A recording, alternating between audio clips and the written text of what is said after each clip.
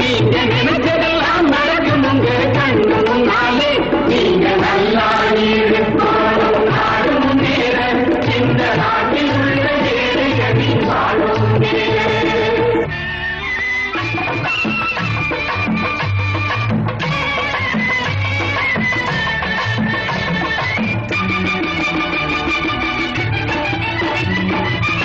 உழைக்கும் தோழர்களே ஒன்று கூடுங்கள், உலகம் நமது என்று சிந்து பாடுங்கள்.